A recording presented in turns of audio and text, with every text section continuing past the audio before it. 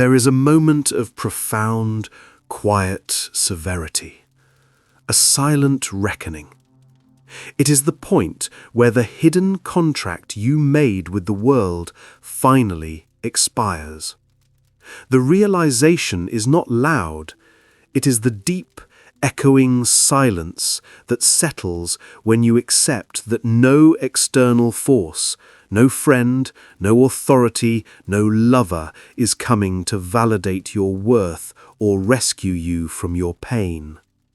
For years, we unconsciously outsource our sense of self, pinning our future and our happiness onto a fragile web of expectations. If I achieve this, I will be accepted. If I suffer correctly, I will be seen. But life, in its indifferent brilliance, fails to uphold these agreements. It ignores the tears, overlooks the effort, and leaves the phone silent. In that moment of realization, when the hope for external validation finally dies, something far more substantial wakes up inside you. It is a form of strength that does not rely on applause, does not beg for sympathy, and does not need to be understood to move forward. If you are ready to cease your performance for others and embrace the uncompromising process of becoming your truest self, the Übermensch, overman, in Nietzsche's terms, consider subscribing to the Psikelogy channel. Because here, we understand that real power begins when expectations die, and in that death, your self-sovereignty begins.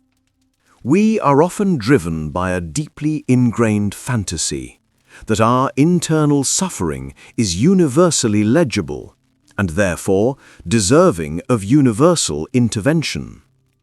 We convince ourselves that if we just frame our narrative carefully enough, the right person will step in and give weight to our wounds.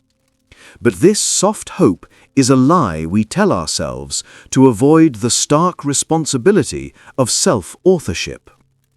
As long as you believe that visibility is necessary for existence, you will be prone to the crushing reality that everyone is consumed by their own internal chaos. If your identity is built on being perpetually visible and pleasing, your persona, you will inevitably be left with a deep, quiet ache of feeling invisible. This overlooked feeling is not a critique of your worth. It is the cold, hard logic of reality. Life does not dispense comfort simply because you are suffering. It simply moves on.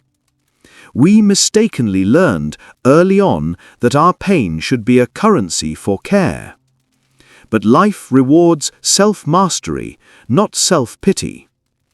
The exhaustion you feel is the cost of maintaining the illusion that someone owes you comfort, or that your growth must be approved by external cheerleaders. The psychological breakthrough happens when you realize the cruelty of indifference is actually the catalyst for your freedom. When you stop expecting the world to rescue you from your pain, you cease waiting, you unfreeze your life, moving now for reasons that have nothing to do with external approval. The great psychological mind, Carl Jung, famously stated, "The world will ask you who you are, and if you don't know, the world will tell you." But the hidden sting is that the world usually tells you who you are not out of genuine interest, but so it can package you into a convenient, predictable box. When you finally abandon the frantic performance for that external gaze, you begin living for something substantial, your own truth. There is a genuine sense of loss, a sorrow that accompanies the realization that you are not the protagonist in everyone else's drama. No one is mandated to understand you. No one is required to hold your hand through the existential fog. While this awareness might make the external world feel stark and colder, it forces your inner world to blaze with newfound intensity. You are the one lighting the fire now. That profound disappointment, once a searing wound, transforms into clarity, and clarity is the prerequisite for all real power. True psychological strength lies in refusing to outsource your self-definition. When your energy is fixated on being seen, you ironically see yourself less clearly. You become mere noise in someone else's environment rather than a clear signal in your own internal world. When you finally release the desperate hope that others will witness your struggle and validate it, you begin to build an inner architecture that is indestructible. This shift forces you to confront how much of your identity was shaped by the need for external care. The truth, often difficult to swallow, is that people's indifference is not a statement on your worth, but a reflection of their own human distraction and chaos. The game was never about them seeing you.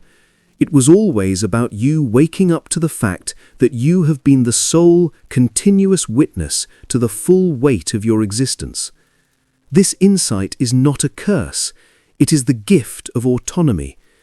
It means you possess the absolute power to change your own narrative. This is the path of the self-reliant individual. The philosopher Epictetus advised, "Don't explain your philosophy, embody it." When you stop hoping to be seen, you naturally start embodying your truth, not for the sake of recognition, but because something deep within you rejects being reduced or remaining small. We live in a hyper-visible culture that demands constant performance and disclosure. Every emotional wound, every moment of difficulty is often immediately translated into content designed to solicit external attention or sympathy. The tragedy is that this performance of pain is often hollow. It keeps you dependent on the world to define the weight of your struggle. Unknowingly, we turn profound, real emotions into edited narratives, sacrificing the sacred inner work for public consumption. This emotional performance robs the wound of its necessary depth. There is a crucial difference between genuine honesty and mere emotional display. One comes from depth, the other from habit. In the context of deep psychology, Carl Jung spoke often of the necessity of confronting the shadow, the unacknowledged aspects of the self. But he stressed that solitude is for me a fount of healing which makes my life worth living. The profound transformations you seek do not require an audience. The deepest healing happens in stillness, when you choose not to prove, not to explain, and allow difficult emotions to move through you without seeking external validation. This is not suppression. This is psychological sovereignty. You conserve your power by protecting your inner life, guarding your story as something precious that belongs only to you. You do not need to narrate your growth in real time.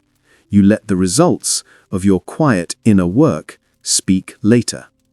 For the individual focused on self-mastery, rejection is not interpreted as a personal deficit, but as invaluable redirection. What felt like dismissal was simply the incompatibility between your depth and shallow expectation.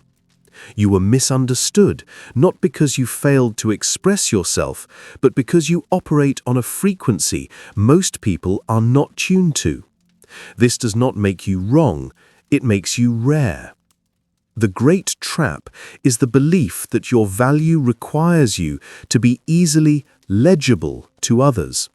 Friedrich Nietzsche urged us toward the Übermensch, the one who overcomes the mediocrity of the masses. He knew that conforming to the crowd for approval is the antithesis of self-creation. As Jung wrote, the privilege of a lifetime is to become who you truly are, not the version others can easily fit into a mold. This radical authenticity invites misunderstanding. However, every rejection, every misunderstanding, every silence that follows your presence reveals something priceless, where your energy does not belong. Not being chosen by external forces becomes the blessing that gives you back to yourself. This quiet revolution begins when you redirect the tremendous energy spent on being seen into the silent process of building psychological sovereignty. You become grounded, stable, and unperturbed by external approval or dismissal. You stop wasting energy trying to correct the narrative, recognizing external opinions as simply noise. Rejection didn't diminish you, it sculpted you. Every closed door clarified your direction. You stop asking if you are too much and start asking if the space is too small for your truth. That realization is not arrogance, it is arrival. The ultimate freedom arrives the moment you no longer need external care or validation. This is not cynicism. It is the fundamental realization that your strength is not dependent on how others choose to treat you. You gain power when you stop needing to be rescued from the discomfort of standing alone in your truth. Power is not a gift bestowed by attention or love. It is something built in silence, choice by choice.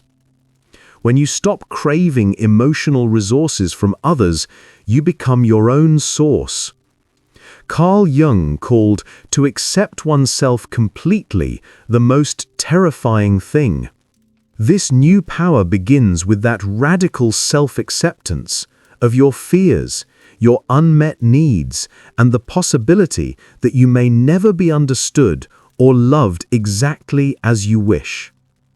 In this surrender, you stop explaining things that don't require explanation, and stop making yourself smaller to be palatable. You stop outsourcing your worth. You stop expecting external care to fix what only internal clarity can. Your mirror is now internal. It does not distort, and your deepest connection is with yourself. The philosopher Marcus Aurelius wrote, "You have power over your mind, not outside events. Realize this, and you will find strength."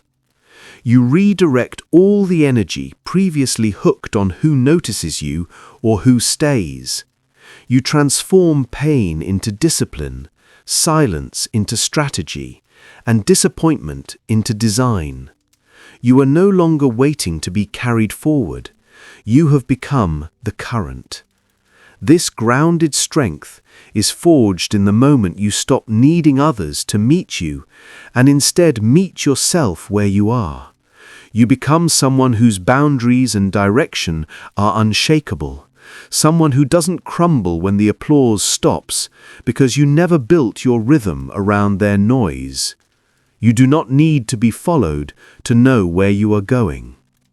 The shift is a return, a reclaiming, a sharpening. You have taken back the ability to guide yourself, to be unseen without vanishing, and to be misunderstood without self-abandonment. You don't need to be seen to become powerful. You don't need to be understood to become whole. The moment you stop waiting for the world to care is the moment you begin to shape yourself into something it can't ignore, quietly, fully, and unapologetically. Thank you for walking this path of deep self-knowledge with psychology today. Keep building, keep becoming,